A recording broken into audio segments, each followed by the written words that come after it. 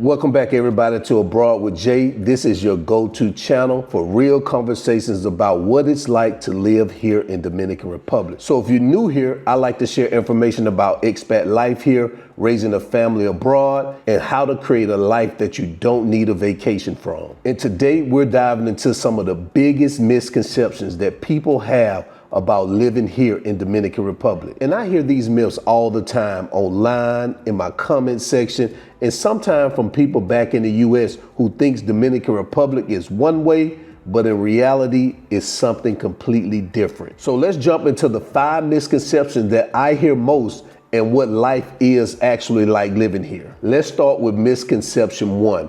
And that is that people think that every city in DR is the same. They imagine Dominican Republic this one big beach full of resorts and coconuts, when that can be further from the truth. Now, are they wrong? Absolutely not, because we do have beaches and we do have coconuts here and we do have resorts. But this country is much more diverse than people actually think. Every city has its own landscape, its own personality, and its own vibe. For example, Santo Domingo is energetic, it's busy, lot of traffic, real modern. When you're here, it feels like a big metropolitan city, which it is, where Santiago gives you a mix of urban life and a laid-back atmosphere. Then you have cities like Punta Cana, which is resort heavy and built for tourism, which operates completely different than Santo Domingo. And then you have places like Las Terrenas, which really has a European influence with a small beach town feel. And then you have one of my favorite places like Harbor, where you get the mountain views, the cooler weather, the green views, which will make you even forget that you're actually in a Caribbean island. And then there are other smaller towns like La Vega, Puerto Plata, Barahona. All these different cities have their own unique style. So when I hear people say that all the DR is the same, it's a clear sign that they have not explored this island. You can drive a few hours in any direction and you'll feel like you're in a different country. The landscape shift, the culture shifts, and the pace of life also shifts. So the lesson is simple. Don't base your opinion about DR just on one city. So explore, experience, because each city offers something unique. I've seen people move here to Dominican Republic and they will move to, just say for instance, Santo Domingo, for example. They will just stay in Santo Domingo and they would judge every other part of this island based on Santo Domingo. And then they would say that they can't handle Santo Domingo, the traffic, they can't handle it because it's too busy, it's too noisy, all these different things. But they never tried out Harbor. They never went to Las Terrenas. They never went to Samaná or Punta Cana. These places can offer you something totally different. So if you don't like one city in Dominican Republic, try something else that's more your speed. Don't just go by the first place that you settled in. Misconception number 2.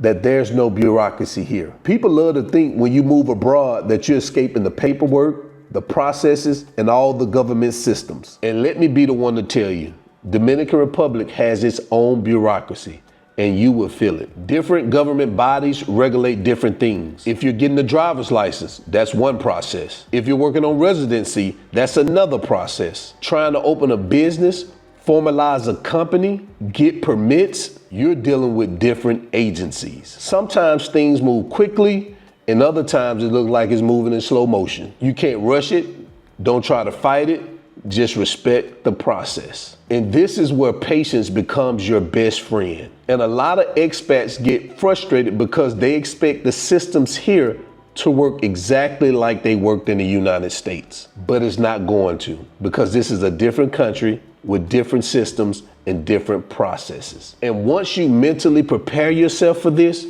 things become a whole lot easier. You learn what you need, where you need to go, who can help you, and just when to just simply wait. And when you respect the process, things typically fall in place. For example, my residency process, constantly submitting paperwork, them closing my case, me having to reopen it based on their findings that certain things I didn't submit when I had proof that I submitted these things. But you know what I did? I was frustrated, of course. I just respected the process and I continued to resubmit, and things fell into place. Misconception number 3, that everything in DR is cheap. This one here needs to be addressed because a lot of people think that because DR is located in the Caribbean, that everything, including the cost of living, is gonna be cheap compared to the United States. And I'm here to tell you that is not true. What you really get is a mix. Some things are cheap, some things cost about the same as the United States, and some things are just more expensive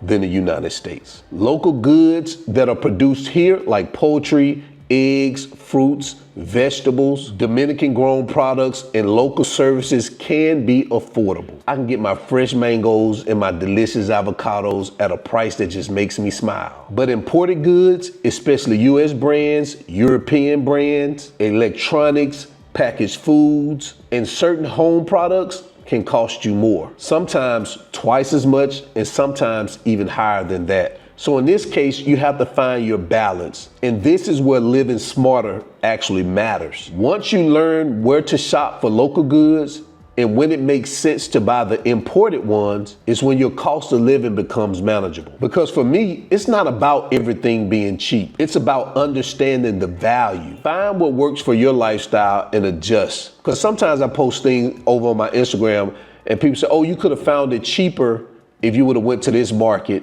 instead of going to the grocery store.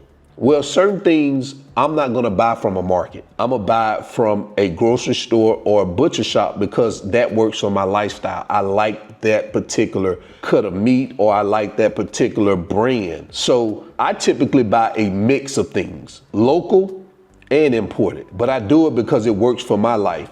Now, I'm not gonna buy a whole bunch of imported stuff because that can add up. And then a lot of the times, the local stuff is just as good as the imported stuff. I'm just gonna be honest. But also keep this in mind. Where Dominican Republic compares to the United States in costs is typically for accommodations and foods. Everything else is pretty affordable. I was getting my haircut in the States, it was costing me $40. Here I get a haircut for $7. So not everything compares to the US. There is a saving somewhere in between. You just gotta figure that out and find it. Misconception number 4, that you need residency to move to Dominican Republic. A lot of people believe that you cannot move here unless you have a residency, and that is simply not true. You can actually move here on a tourist visa. Most people arrive and stay here legally for months before they decide to start their residency process. The country offers this flexibility because they understand that tourism and a long-term visitor are a big part of the economy here. I do recommend that you get residency if you plan to stay here long term. It just makes life easier for you. You can open up bank accounts easily, get better rates with certain services, rent without a hassle, without having to pay so many months in advance, bring in goods more easily, and reduce some long-term fees. But is residency required for you to take that first step to move? The answer is no, it's not. You could come here, get settled, understand which part of the country fits your lifestyle, and then make a decision whether you want to get residency then. Again, residency is helpful, but it should not be the thing to stop you from making a move. Misconception number 5, that anybody that's selling real estate is a professional. And this one is a big one, especially for people who are moving here, who are looking for a home or just want to invest. In Dominican Republic, you do not need a real estate license to sell property here. The guy on the corner can sell you a real estate property. The guy in the car model can sell you a real estate property. That means that anybody can wake up on any given day and decide they want to be a real estate agent. But the key is, just because somebody can sell you a piece of real estate doesn't mean they should. And it definitely doesn't mean that they're qualified. If you're buying real estate here, you want to make sure that the real estate agent that you're working with is part of a recognized real estate board here in DR. You also want to make sure that that real estate agent and their company has a track record of completing projects, because some developers have these beautiful renderings, but the final product doesn't match the promise. This is where due diligence comes in at. Look at their last project, ask questions, check references, review contracts with an attorney. Don't ever buy real estate here without consulting with an attorney, and do not use the attorney of the people who are selling you the property. Get your own attorney. Don't buy anything here based on a pretty brochure or a friendly smile. Real estate in DR is full of opportunity if you do it right, but you must be careful. Take your time, do your homework, and make sure that the people who are guiding you know exactly what they're doing. If you need any assistance buying property here in Dominican Republic, feel free to send me an email. I work with a professional realtor who works for a recognized company here in Dominican Republic who has a track record of completing projects. Click the link in the video description below that says I want to invest, and that will put you in contact with the realtor, Milta. So those are the 5 biggest misconceptions about living here in Dominican Republic. I say it all the time, this country is beautiful, it's full of opportunity, but like any other place, it helps to understand how things work before you actually make the move. If you found this video helpful, like, comment, and subscribe, and drop in the comment section below which misconception surprised you the most and what topic you would like for me to break down next. And before I go, guys, remember, I have a weekly newsletter. It's called Live Your Best Life Newsletter. We talk about money, we talk about living abroad, we talk about self-development over there. The link is in the video description. Also, sign up over there. I'll see you over there, or I'll see you in the next video. Remember, always keep your goals at the forefront of your mind. Always live in the present, because that's the only way you're going to live your best life. And I'm out. Peace. You both got my best life, yeah. You both got my best life, yeah. Something you and me, oh.